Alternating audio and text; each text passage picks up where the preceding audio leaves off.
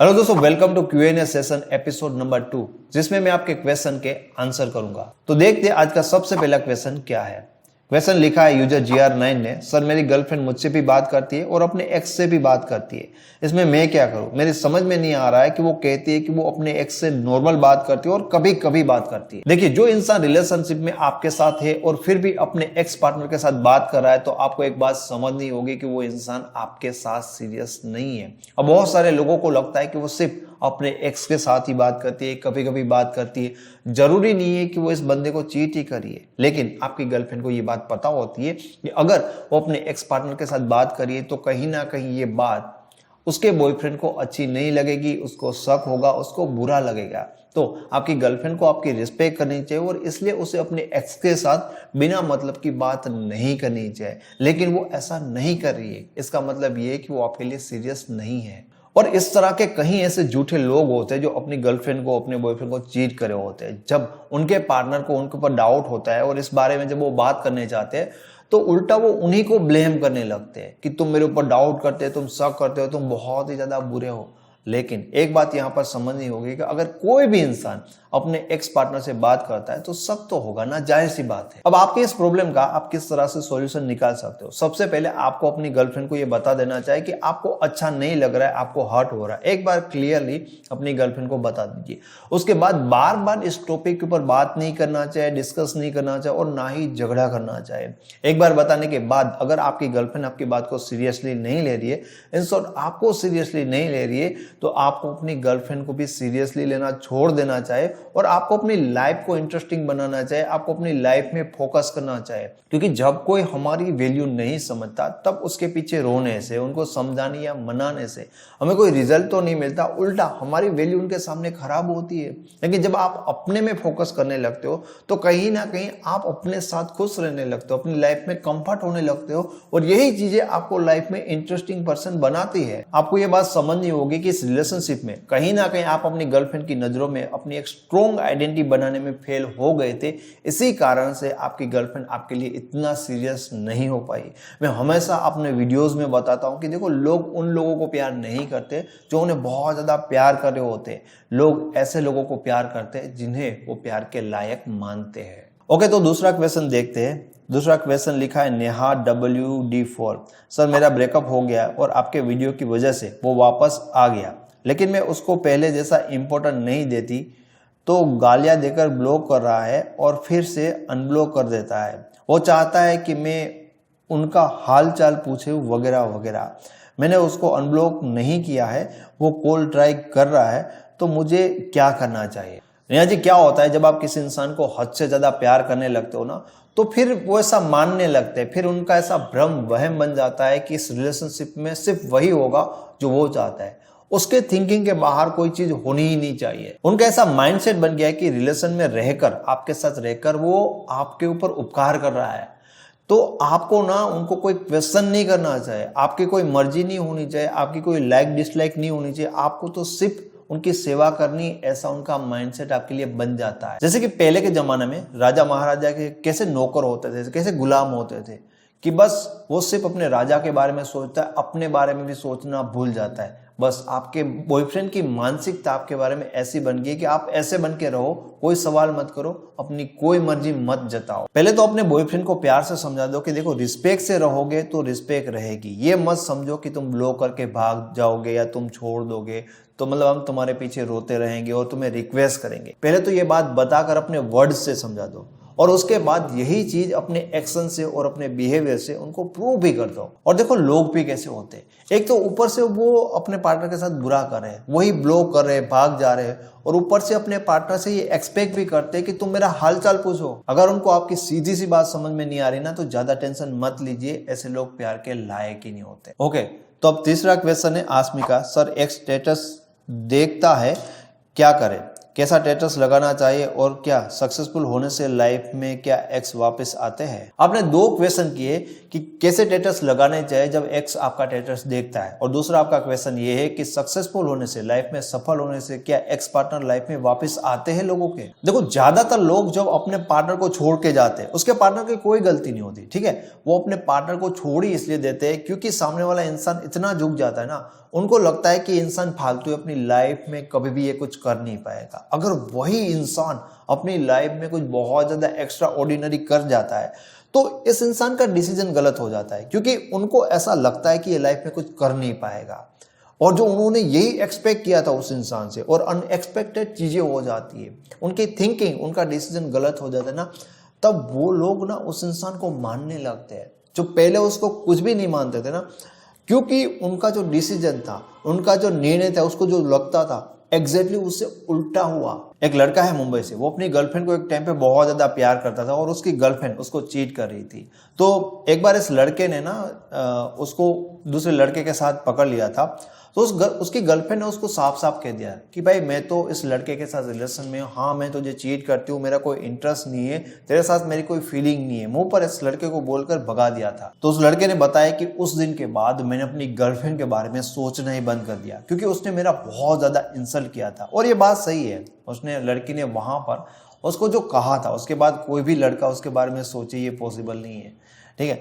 तो इस लड़के ने अपना सारा गुस्सा, अपनी सारी खुन्नस ना अपने काम पे निकाली और इस लड़के की किस्मत भी अच्छी रही कि एक साल में ना वो बहुत ज्यादा सफल बन गया। मतलब उसकी लाइफ जो थी ना उससे तो कहीं ज्यादा बेहतर बन गई। तो एक साल के बाद वो लड़की खुद इस लड़के के पास आती है। उस लड़के ने कभी भी इस लड़की के बारे में जानने की भी कोशिश नहीं की थी। अब वो लड़की उनके सामने रिक्वेस्ट करती है, लेकिन ये लड़के का मानना ऐसा था कि ऐसी लड़की को मैं बिल्कुल भी चांस नहीं दे सकता और उसको माफ तो मैं कभी भी कर नहीं सकता। और मेरे हिसाब से उस लड़के का जो ये डिसीजन है ना वो एकदम सही डिसीजन है, क्योंकि कई बार आपकी लाइफ में जो दुख आता है, जो तकलीफ आता है और जब आपको लगता है कि यार आपके साथ ये क्या हो गया है, ये कई बार आपको लाइफ में इस तरह के डायरेक्शन दे के जाता है कि भाई तुम गलत जगह पे अपना टाइम वेस्ट कर रहे हो, तुम्हें अपना टाइम और फोकस कहीं और पे लगाना चाहिए। और दोस्तों यही होता है, कई बार प्रॉब्लम सबको कहां से कहां पहुंचा देती है।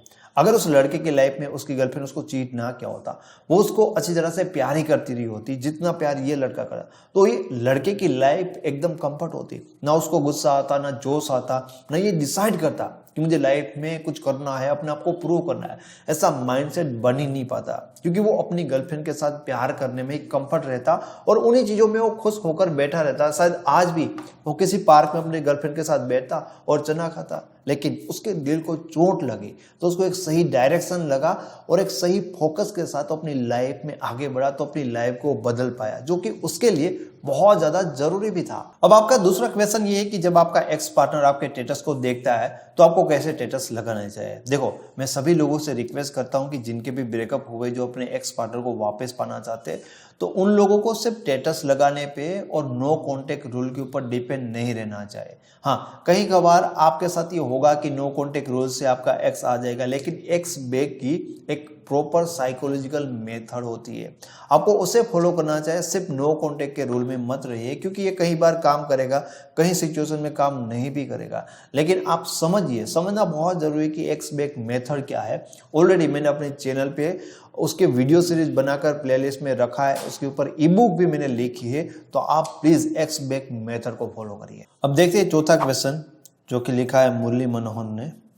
डियर सर, मैं एक लड़की के साथ 3 साल से हूँ। हम दोनों स्टडी प्लेस पर मिले थे, हम दोनों पढ़ाई साथ में किए। आज वो जॉब में है और मेरी जॉब नहीं लगी, जबकि पढ़ाई में मैंने उसको बहुत हेल्प किया था। लेकिन जॉब लगने के बाद सबसे पहले उसने मुझे ही साइड किया। जॉब लगने से पहले मुझसे शादी करने और सब कुछ करने को तैयार थी, सब कुछ मेरे लिए कर रही थी, लेकिन जॉब लगने के बाद बस मुझे इग्नोर कर रही है।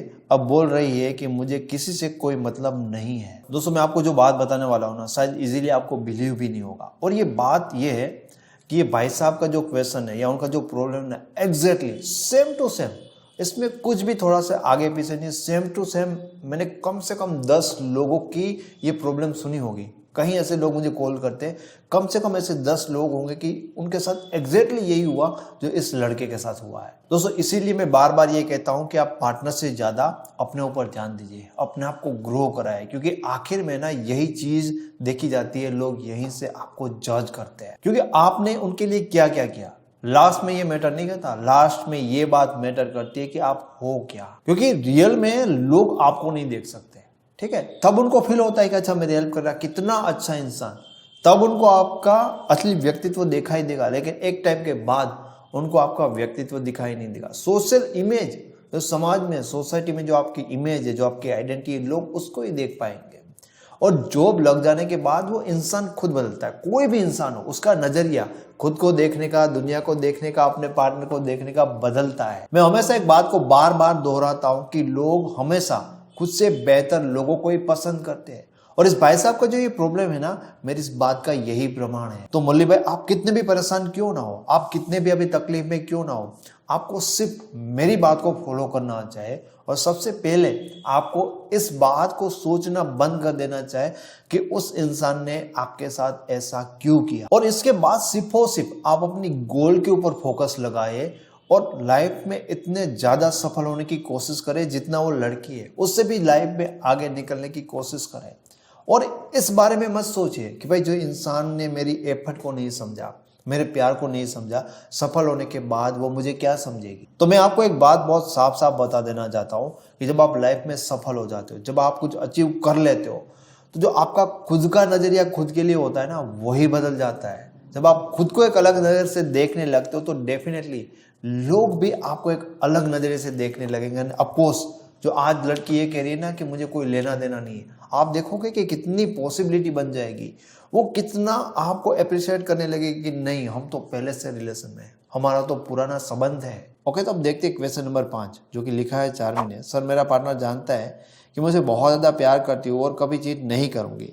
वो शादी भी करना चाहता है, पर पता नहीं क्यों वो मेरे साथ प्यार भरी बातें नहीं करता, न ही मेरे साथ टाइम स्पेंड करता है। अब देखिए, कहीं ऐसे मैरिड लड़के हैं जो अपनी वाइफ को टाइम नहीं दे रहे, लेकिन दूसरी लड़कियों के साथ टाइम पास कर रहे हैं, उनके साथ घूम रहे हैं, उनके लिए गिफ्ट खरीद रहे हैं।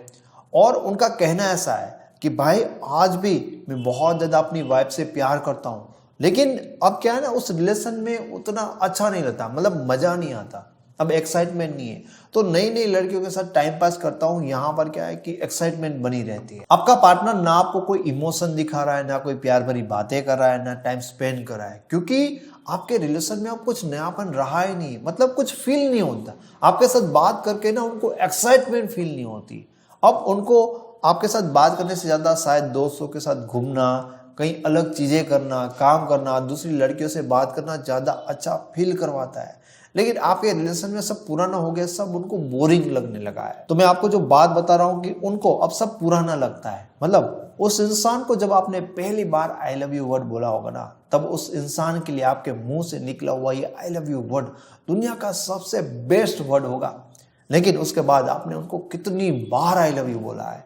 अब जब कभी आप उनको आई लव यू बोलते भी होगे ना, तो उनको फील भी नहीं होता होगा कि आपने कुछ बोला है। ठीक है, सब फॉर्मेलिटी हो गई। यही होता है जब आप किसी इंसान को बिना मांगे बहुत ज्यादा प्यार करने लगते हो और बहुत ज्यादा प्यार करने लगते हो ना, तो उसके बाद आपका जो प्यार होता है, आपका जो इंपॉर्टेंस होता है, वो कम होने लगता है। इसके ऊपर मैंने अपने चैनल पे रिसेंटली एक डिटेल से वीडियो बनाकर डाला है, जिसमें मैंने आपको बताया कि एक टाइम पे जो इंसान आपको बहुत प्यार करता है, वो एक टाइम के बाद आपको इग्नोर क्यों करने लगता है। जब आप किसी इंसान को बिना मांगे प्यार देने लगते हो ना, तो आपके प्यार पाने की जो उनकी प्यास होती है, जो उनकी तड़प होती है, वो धीरे धीरे शांत हो जाती है।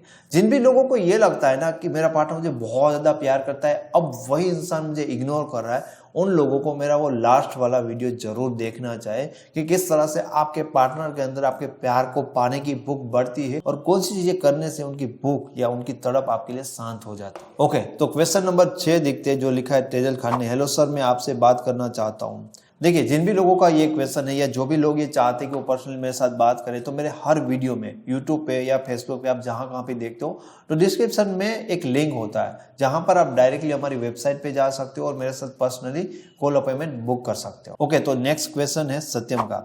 सर, मेरी गर्लफ्रेंड बहुत झगड़ा करती है, छोटी छोटी बात पे गुस्सा हो जाती है। मैं ज़्यादा मनाता नहीं हूँ उससे गुस्सा होने पर, लेकिन अब बहुत इरिटेशन होता है, वो छोटी छोटी बात पर गुस्सा हो जाती है। देखिए, किसी भी इंसान को गुस्सा कब आता है? जब कोई इंसान चाहता है कि चीजें ऐसी होनी चाहिए, वो जो सोच रहा है, उसको जो चीजें चाहिए, जब उसके हिसाब से चीजें नहीं होती ना, तब उस इंसान को गुस्सा आता है कि मैं जो चाहता हूं वैसा क्यों नहीं हो रहा है। अगर कोई इंसान छोटी छोटी बातों के ऊपर गुस्सा कर रहा है, तो इसका मतलब ये है कि ये इंसान हर चीज में चाहता है कि जो चीज मुझे अच्छी लगे वही होनी चाहिए, उसके बाद कोई चीज होनी ही नहीं चाहिए।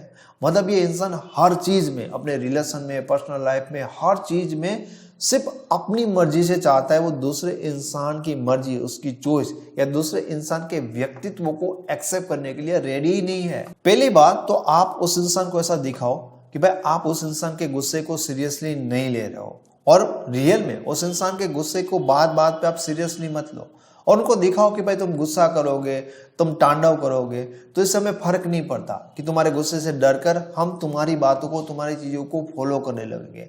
अगर वो बार बार गुस्सा करता है, या तो आप उनकी बातों को डर के मानने लगते हो, या फिर आप उनको सफाई देने लगते हो कि यार ऐसा नहीं है, तैसा नहीं है, तुम समझती नहीं हो, ये नहीं करते, तो उनको ना मोटिवेशन मिलता रहेगा। उनको ये फील होता है कि यार मेरे गुस्सा करने से ना कुछ हो रहा है, कुछ फर्क पड़ रहा है, जो मैं से चाहूंगा वैसा हो जाएगा अगर मैं गुस्सा करूंगा। तो आप कूल रहिए, काम रहिए, ना उनको सीरियसली ज्यादा लइए ना उनके गुस्से को। तो जब उनको दिखेगा कि मेरे गुस्से करने ना करने से उसको फर्क नहीं पड़ेगा, तो उनको वहां से ज्यादा मोटिवेशन मिलना बंद हो जाएगा कि गुस्सा करके भी कुछ होता नहीं है। अगर वो इंसान समझदार होगा, मैच्योर होगा, तो उसको समझ में आएगा कि भाई गुस्सा करने से मेरे कारण चीजें खराब होती है। बट ऐसा करने के बाद भी वो इंसान सीरियस नहीं हो रहा है और गुस्सा करना उस इंसान की आदत ही होगी ना, तो मेरी तो आपको ये एडवाइस है कि ऐसे लोगों से दूर रहिए। क्योंकि गुस्से लोगों के साथ जो बात बात पे गुस्सा करते हैं ना, उनके साथ लॉन्ग टाइम में रहने के लिए आपको बहुत ज्यादा प्रॉब्लम फेस करनी पड़ेगी। क्योंकि जो गुस्सेल इंसान होता है वो सबसे ज्यादा अपना खुद का ही अपनी लाइफ में नुकसान करता है, और सबसे ज्यादा जो उनके अच्छे रिश्ते होते हैं ना, उनके गुस्से के कारण ही बर्बाद होते हैं। ओके, तो अब 8वां क्वेश्चन लिखा है नीलू जी ने, बॉयफ्रेंड के घर वाले शादी के लिए नहीं मान रहे, क्या करूं? अगर आपके बॉयफ्रेंड के घर वाले शादी के लिए नहीं मान रहे, तो आप अपने बॉयफ्रेंड को फोर्स करना सबसे पहले बंद कर दीजिएगा कि तुम अपने घर वालों को समझाओ, ये करो वो करो, ताकि तुम्हारे घर वाले तुम्हारे समझाने और मनाने से समझ जाए। क्योंकि आपके बॉयफ्रेंड ने अपने लेवल पर ऑलरेडी ट्राई कर दी होगी और उनको ऐसा लगता है कि भाई यहाँ पर मेरे ट्राई करने से भी कुछ नहीं होगा, और ऊपर से आप अपने बॉयफ्रेंड को फोर्स करोगे कि मनाओ मनाओ, तो बहुत ज्यादा पॉसिबिलिटी है कि आप दोनों के बीच में ही झगड़ा हो जाए। क्योंकि मैंने ऐसे बहुत सारे लोगों के केस देखे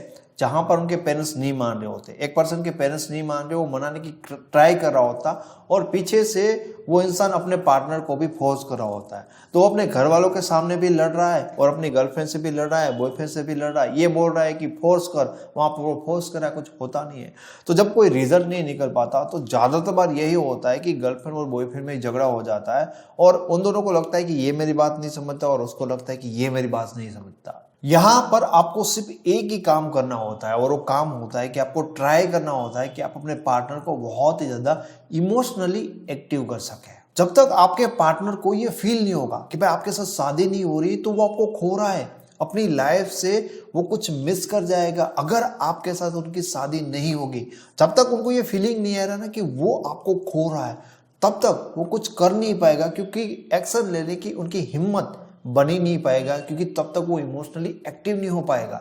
तो आपको ट्राई करनी होगी आपके पार्टनर को ये फील करवाने की वो अपनी लाइफ से आपको खो रहा है, क्योंकि अभी तो उसको पता है लेकिन उनको वो फील नहीं हो रहा है। लेकिन जब आपके पार्टनर को ये फील होने लगा कि यार इस इंसान को मैं खो रहा हूं, तब वो इंसान इमोशनली एक्टिव हो जाएगा, और तब उस इंसान के अंदर हिम्मत बनती है कुछ भी करने की। आपने कहीं बार देखा होगा कि कोई नॉर्मल इंसान, सामान्य इंसान, जब वो आप उनको मिलते हैं ना, आपको लगता है कि ये बहुत सीधा साधा इंसान है। लेकिन आपने देखा होगा कि ऐसे कई लोग जब बहुत ज्यादा गुस्से में हो जाते हैं ना, तो किसी को मार भी सकते हैं, और मतलब समझ में नहीं आता कि ये इंसान किसका खून कर सकता है। हाँ, क्यों? क्योंकि जब इंसान इमोशनली एक्टिव हो जाते हैं ना, तो अगर गुस्सा है या प्यार है, वो सारे इमोशन को एक साथ एक्टिव कर लेता है, और इसको ही कहते हैं इमोशनली एक्टिव होना। आपने कई बार ये न्यूज में सुना था कि एक मदर ने अपने बच्चे को बचाने के लिए पूरा टेम्पो उठा लिया। तो इतनी ताकत मतलब उनके अंदर कहाँ से है? क्योंकि तब ना वो अपने आप को एक्टिव कर लेती है, उनके शरीर की पूरी ताकत एक ही टाइम पे एक ही जगह पे लगती है। तो कहीं कभार क्या आता है कि इमोशनली इंसान को एक्टिव करना बहुत जरूरी होती है, जब इस तरह की चीजों में वो हिम्मत नहीं कर पा रहा है अपने घर वालों के सामने स्टेप लेने के लिए। और आप उनको इमोशनली एक्टिव कैसे कर सकते हो? आप उनको कैसे ये फील करवा सकते हो कि वो इंसान आपको खो रहा है? आप अगर चाहो तो उस इंसान के साथ अपनी बातचीत कंटिन्यू रखें, और ये उनके साथ कनेक्ट रहना जरूरी भी है, ताकि वो अच्छे से फील कर पाए। अब ऐसा व्यवहार करने लगो, ऐसा बिहेव करने लगो जैसे आपका जो प्यार था, आपकी जो अटैचमेंट है वो धीरे धीरे उस इंसान के लिए कम हो रही है और आप अपनी लाइफ में उस इंसान के बिना भी मस्त रहने लगे हो। उस इंसान को भी महसूस कराओ कि आपका जो प्यार था उस इंसान के लिए वो धीरे धीरे खत्म होने लगा। ये देखकर वो इंसान इमोशनली जेलसी उनके अंदर आएगी और इमोशनल नीड आपके लिए उनकी क्रिएट होने लगेगी। अगर आपका पार्टनर आपके साथ शादी नहीं कर रहा, उसके बाद भी आप उनके साथ ऐसे ही रह रहे हो जैसे आप पहले रह रहे, तो आपके पार्टनर को ये फील ही नहीं होगा कि आपको खोने के बाद आपके बिना उनको कैसा फील होगा, कैसा महसूस होगा। और जब तक उनको ये फील नहीं होगा कि आपको खोने के बाद उनको कैसा फील होगा, तब तक उनकी हिम्मत नहीं होगी कुछ भी एक्शन लेने की, क्योंकि तब तक वो इमोशनली एक्टिव नहीं हो सकते। अब 9वां क्वेश्चन है बीट फॉर ईगल। सर जी, मेरा बॉयफ्रेंड से मेरा ब्रेकअप हो गया है, फिर 4 मंथ मैंने खुद पर फोकस किया, अब हम दोनों की बात हो रही है, लेकिन मुझे जो चाहिए वो नहीं हो रहा है, वो शादी के लिए कमिटमेंट नहीं दे रहा है, कैसे उसे समझाओ। दोस्तों, बहुत सारे लोगों से ये गलती होती है कि उन्हें अपनी ये गलती समझ में नहीं आती कि मेरी कौन सी गलती के कारण मेरा बॉयफ्रेंड मुझे इग्नोर कर रहा है या इग्नोर कर रहा था। उनकी लाइफ में जब उनका पार्टनर वापस आता है तो वो फिर से वही गलती को रिपीट करते हैं और फिर से उनका पार्टनर उनके साथ वही करता है। जैसे कि शायद आप कमिटमेंट के लिए अपने पार्टनर को बार बार बोल रहे थे, तो ये एक ऐसी गलती है जिससे आपका पार्टनर इरिटेट हो सकता है, बोर हो सकता है, आप में इंटरेस्ट खत्म हो सकता है, सब कुछ हो सकता है आपकी इस गलती से। तो जब आपका पार्टनर आपसे इस चीज से अलग हो गया था, ब्रेकअप हो गया था, उसके बाद आपने एक चीज की खुद के ऊपर फोकस करना, और उसके कारण आप बता रहे हैं कि वो आपका जो पार्टनर है लाइफ में वापस आए, लेकिन अगेन आप वही काम करो। अभी भी आप ये सोच रहे हो कि कैसे समझाओ। तो मेरा यहाँ पर ये मानना है कि शायद अभी भी आप उनको समझाने से या कमिटमेंट मांग कर ये सारी चीजें उनके सामने रख कर कोशिश कर रहे होंगे, तो अगेन आप वही गलती करें जो आपने पहले की थी। जब आप खुद पे फोकस कर रहे थे तो इसका मतलब आप ये ऐसा शो कर पा रहे थे, आप ऐसा उनको फील करवा पा रहे थे कि भाई आपकी कोई एक तरफी इस रिलेशन की नीड नहीं है। लेकिन जब फिर से बात होने लगी, फिर से आप जुड़ गए, तो आप वापस से यही शो करने लगे कि आपको ही नीड है। और आपने यहाँ पर ऐसा लिखा है कि मैं कैसे उसको समझाऊं।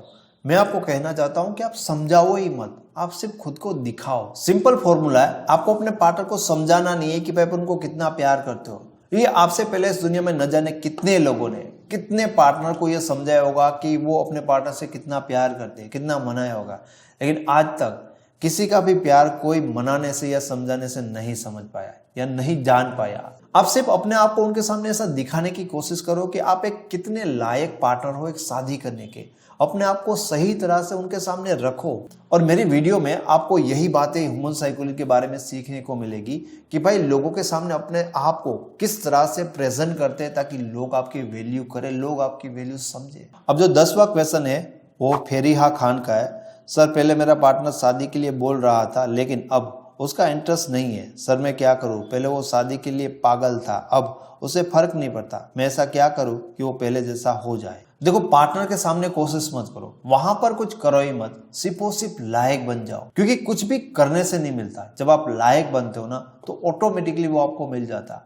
अब इस दुनिया में बहुत सारे लोग बहुत कुछ करने की कोशिश कर रहे हैं, लेकिन जिनको भी जो कुछ भी मिलता है ना वो उसके कोशिश करने से नहीं मिलता। बहुत कुछ लोगों को मिलता है और इसलिए मिलता है क्योंकि वो पाने के लायक बन जाते हैं। जैसे कि आपने खुद ने ऐसा लिखा है कि पहले वो शादी करने के लिए बहुत ज्यादा सीरियस था, तब वो आपके साथ शादी करना चाहता था। क्या तब आपने कुछ किया?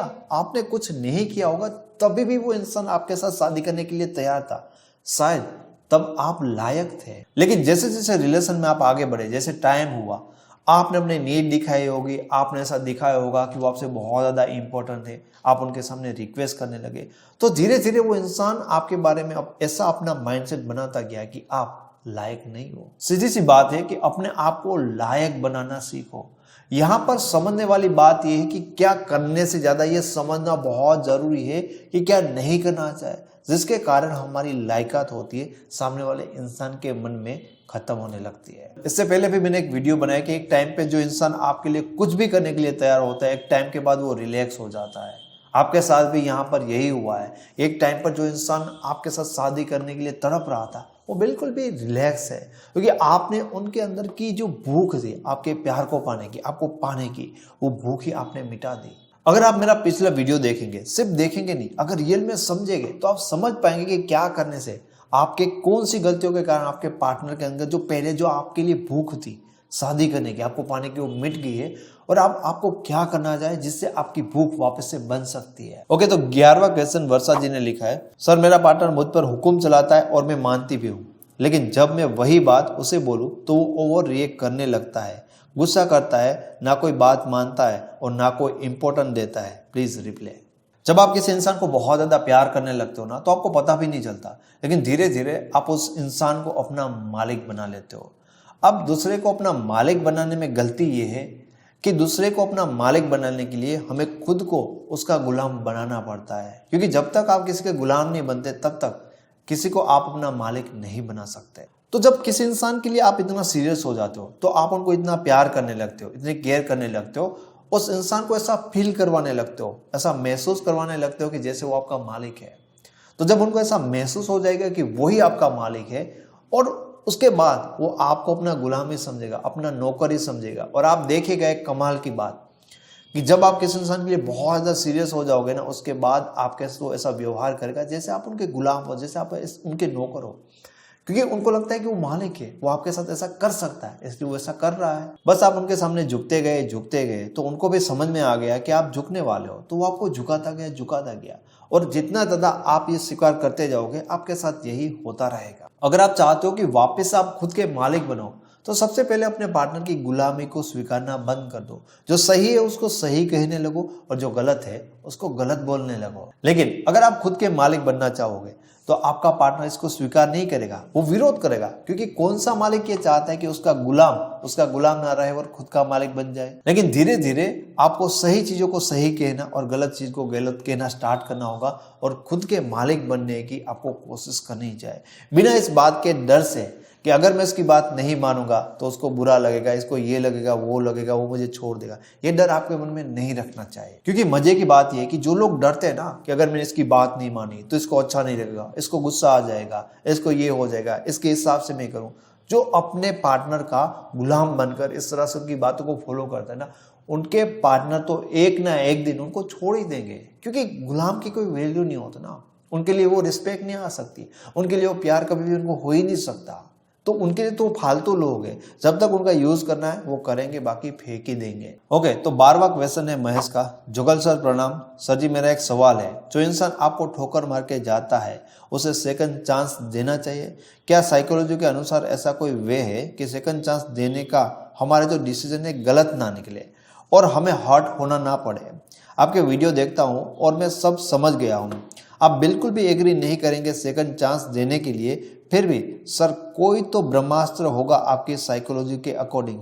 सर इस टॉपिक पर जरूर वीडियो बनाइए। महज ही मैं लोगों को सेकंड चांस देने के लिए मना इसलिए करता हूँ क्योंकि बहुत सारे ऐसे दयालु लोग हैं जो अपने पार्टनर को सेकंड क्या, तीसरी बार, चौथी बार और पांचवी बार भी चांस देते हैं। लेकिन उन सब लोगों की चीजों को देखने के बाद ऐसा लगता है कि जितने भी लोगों ने मौका दिया ना, ज्यादातर लोगों को, ठीक है, 99% लोगों को फिर से धोखा मिला है। बस सिर्फ 1% लकी होते हैं कि जिन्होंने मौका दिया और वापस से उनको धोखा ना मिला। सिर्फ 1%, 99% लोगों को वापस से मौका देने पे धोखा मिलता है। क्योंकि देखो, ज्यादातर लोग जब अपने पार्टनर को मौका देते हैं तो वापस से उनका पार्टनर उनके साथ यही करेगा, क्योंकि वही उसका व्यक्तित्व है, वही उसका स्वभाव है।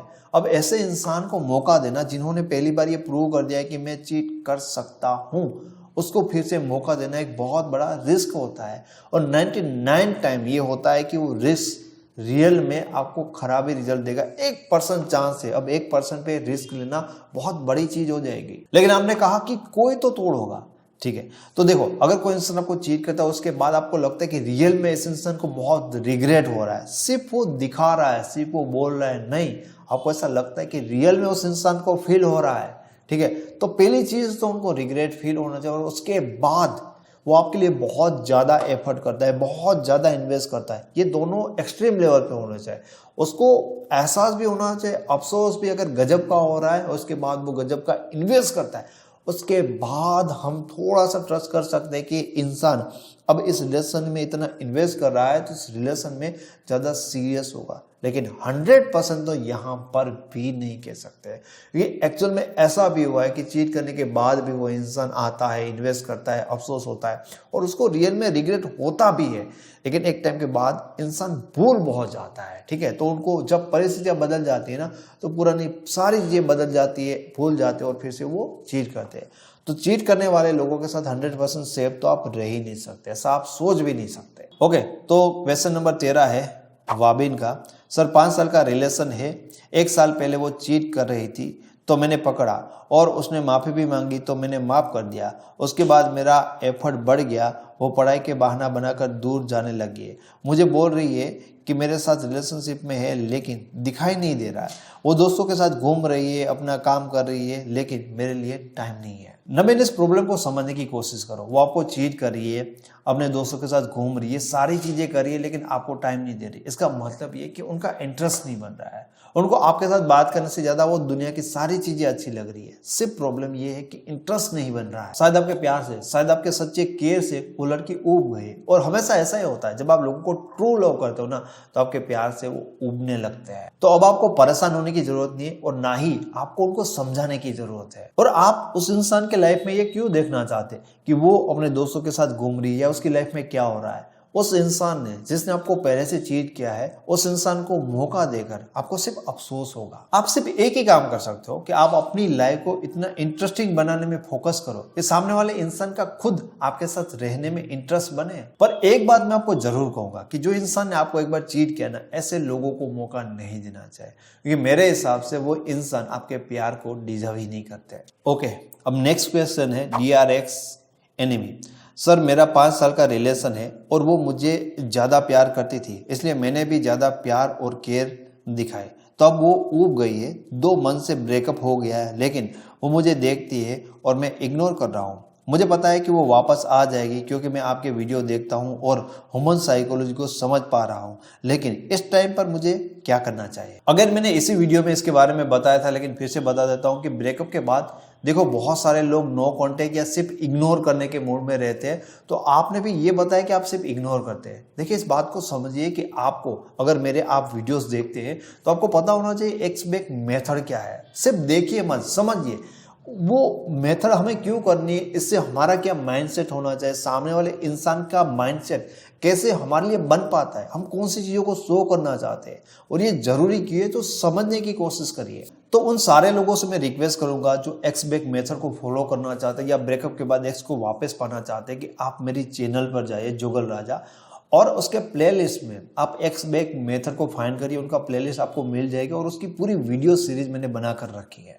क्योंकि उस एक्स बैक की सीरीज में सब कुछ बताया है। जैसे कि अभी आपका क्वेश्चन है कि वो अगर आपको नोटिस करा है तो आपको क्या करना चाहिए, क्या दिखाना चाहिए, क्योंकि ये जो टाइम होता है ना वो खुद को रिप्रेजेंट करने का होता है। तो एक्चुअल में क्या चीज़ें दिखानी होती है, कब दिखानी होती है, उसके बाद क्या करना होता है और ये सब दिखाना क्यों जरूरी होता है, ये बहुत ज़्यादा इंपॉर्टेंट है। अगर आप एक्स बैक मेथड देखेंगे तो आप इजीली समझ पाएंगे। ओके, तो जो लोग पर्सनली मेरे साथ कॉल पे बात करना चाहते हैं, मेरी टीम के साथ बात करना चाहते हैं या रिलेशन के ऊपर जो लिखी हुई मेरी ई-बुक्स है उनको डाउनलोड करना चाहते हैं, तो उनके सारे लिंक वीडियो के डिस्क्रिप्शन बॉक्स में ऑलरेडी रहते हैं। ठीक है, थैंक यू सो मच।